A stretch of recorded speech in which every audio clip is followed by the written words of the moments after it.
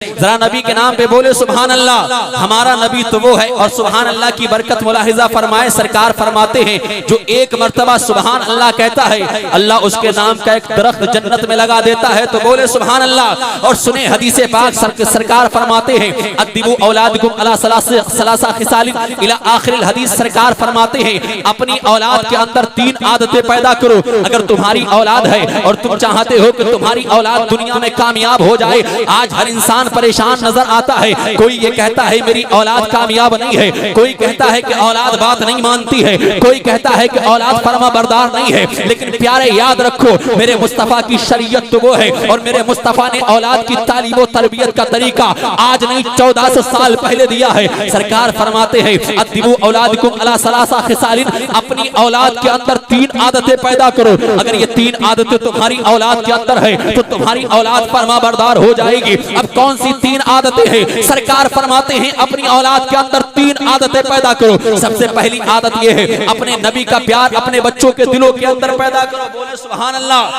नबी का प्यार बच्चों के दिलों के अंदर पैदा करो, क्योंकि जब बच्चे के दिल के अंदर नबी का प्यार होता है तो बच्चा देवबंदी नहीं बनता है, वहाबी नहीं बनता है, चकड़लालवी नहीं बनता है, राफिजी नहीं बनता है, बल्कि जब मोहब्बत रसूल सीने के अंदर होती है तो मुस्तफा का सच्चा आशिक बन जाया करता है, मसलक के आला हजरत का फरमा बरदार बन जाया करता है। और इमाम अहले सुन्नत सरकार आला हजरत की ज़बान में बोलता है या रसूल अल्लाह सरवर कहूं के मालिको मौला कहूं तुझे बागे खलील का गुले नारे तकबीर नारे रिसालत फैज़ाने शहीद आदम मसलके आला हजरत। सरकार फरमाते हैं अपनी औलाद के अंदर 3 आदतें पैदा करो, अपने नबी का प्यार पैदा करो।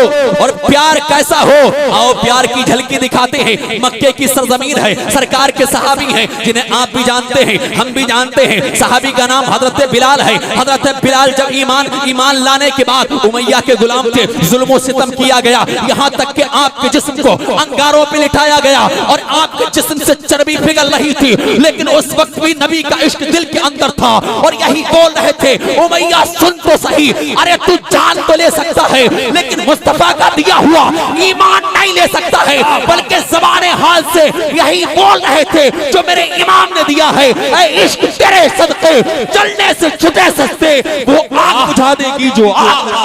क्या बात है, जिंदाबाद। इश्क तेरे सदके चलने से छुटे सस्ते वो आग बुझा देगी जो आग लगाई है। आज हमने क्या किया, जलसों को नुमाइश बना करके रख दिया है। लोग आते हैं बैठते हैं चले जाते हैं, आते हैं बैठते हैं चले जाते हैं। अरे याद रखो तुम यहाँ अपनी मर्जी से नहीं आते हो, अल्लाह का करम होता है, वो सफा की अता होती है जो तुम महफिले रसूल में आते हो। लेकिन जो लोग महफिले रसूल से भाग जाते हैं उन्हें अपने जिस्मों के ऊपर गौर करना चाहिए, अपने ईमान का जायजा लेना चाहिए। आया ना सरकार जुनैद बगदादी की बारगाह में अक्सर बोले हुजूर नमाज में दिल नहीं लगता, इबादत में दिल नहीं लगता, रियाजत में दिल नहीं लगता, नेक काम करने में दिल नहीं लगता। तो आपने फरमाया सुन तेरा दिल बीमार है, अपने दिल का इलाज करा। जिसका दिल अगर महफिले मिलाद में नहीं लगता, जिसका दिल मुस्तफा के जिक्र में नहीं लगता, वो सुने उसका दिल बीमार है। और बीमारी का इलाज भी सरकार जुनैद बगदादी ने किस अंदाज में बताया। बोले हुजूर अगर दिल बीमार है तो इसका इलाज क्या है? कहा इसका इलाज ये है तू अल्लाह के घर में चला जा, अल्लाह के घर को साफ कर, अल्लाह तेरे दिल को साफ कर, अल्लाह के घर को साफ कर। आज लोग मस्जिदों में जाने के लिए तैयार नहीं है, मस्जिद में झाड़ू लगाने की बात बहुत दूर की है। अरे सुनो मस्जिद अल्लाह का घर है और ये झाड़ू लगाना मस्जिद की सफाई करना ये क्या समझते हो? ये कोई आम बात नहीं है। सरकार के सहाबी हैं जिन्हें सबसे पहले खलीफा हजरत अबू बकर सिद्दीक है। याद रखो आपका तरीका कार क्या था। जुमे का दिन आता था सबसे पहले मस्जिद के अंदर जाया करते थे, मस्जिद को साफ किया करते थे, सफे अव्वल में बैठा करते थे। और यार याद रखो आज तुम भी अबू बकर की इस सुन्नत पे अमल कर लो तो इंशाअल्लाह तुम भी कामयाब हो जाओगे, तुम्हारी औलाद भी। बेशक याद रखो सरकार ने फरमाया अपने बच्चों के दिलों के अंदर 3 आदतें पैदा करो। 3 आदतें, सबसे पहली आदत अपने नबी का प्यार पैदा करो और दूसरी आदत मेरे मुस्तफा ने फरमाई अपने बच्चों के दिलों के अंदर अहले बैत की मोहब्बत पैदा करो। कैसी अहले बैत की मोहब्बत। ये नहीं है लोग हजरत अली की शान में तारीफ करते हैं और इतने तारीफ में गुम हो गए कि सरकार के सहाबी हजरत अमीर मुआविया की शान में भोगते हैं। याद रखो, जब इंसान मुस्तफा करीम से सच्चा इश्क करता है और इश्क मुस्तफा दिल के अंदर होता है तो याद रखो वो किसी सहाबी की शान में गुस्ताखी नहीं करता है बल्कि अली की तारीफ करता है, अली के शहजादों की तारीफ करता है। हजरत अमीर मुआविया की शान में गुस्ताखी नहीं करता है बल्कि तारीफ करता है। अबू बकर की शान में तारीफ करता है। तभी तो जब दुनिया से जाता है ज़बान पे यही होता है, या रसूल अल्लाह, लहर में इश्क के रुके शाह का दाग लेके चले, अंधेरी रात सुनी थी चढ़ाए। नारे तकबीर, नारे रिसालत, फैज़ाने शहीद आदम, मसलके आला हज़रत। और याद रखो तीसरी चीज मेरे मुस्तफा ने फरमाई जिससे हम गाफिल हैं, हमारे घरों के अंदर कुरान मौजूद। सरकार फरमाते हैं तीसरी चीज यह है कि अपने बच्चों के दिलों में कुरान की मोहब्बत पैदा कर। अब मुझे बताओ तो सही, कितने लोग ऐसे बैठे हैं जो सुबह फजर में उठ करके फजर की नमाज के बाद कुरान की तिलावत करते हो। आज तुम कैसे घरों के अंदर मुफलिसी आ गई, दिल नमाज में नहीं लगता, इबादत में नहीं लगता, जलसे वीरान कर दिए। अरे मुफलिसी इसी बुनियाद पे आती है, गुर्बत इसी बुनियाद पे आती है, काहिली इसी बुनियाद पे आती है। जब जलसों से दूर हो जाओगे याद रखो ये जलसे नहीं है, ये इल्म की दरसगाह है। अरे यहाँ इल्म दिखाया भी जाता है, इल्म पिलाया भी जाता है। याद रखो ऐसी ऐसी हस्तियां आपके गांव में आई हैं। मैं तो मोहराई वालों को बिलखुसूस यहाँ के उलमा हुफ्फाज़ो कुर्रा को मुबारकबाद देता हूँ कि किल्लत को नहीं देखते हैं और जब भी किल्लत की बात आती है, कम की बात आती है तो करबला की तारीख को सुना दिया करते हैं।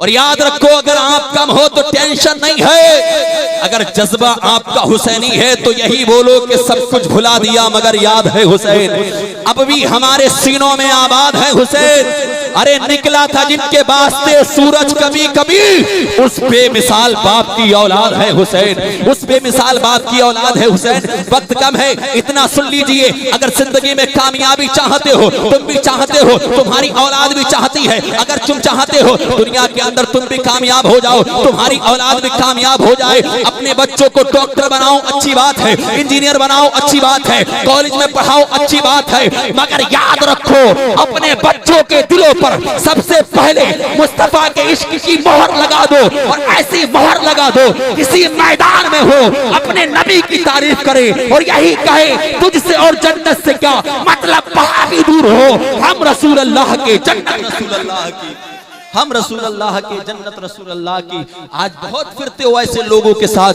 जो मुस्तफा से दुश्मनी रखते हैं, नबी को अपनी तरह कहते हैं, माज़अल्लाह। ऐसे लोगों से बचिए और बिलखुसूस इस दौर में सलाकुल्लियत से बचने की कोशिश करिए। याद रखिए इज्जतदार वही होता है जो मुस्तफा की शरीयत पे अमल करता है, इज्जतदार वही होता है जिसे अल्लाह उसके रसूल इज्जत दे, वही इज्जत होता है, इज्जतदार होता है।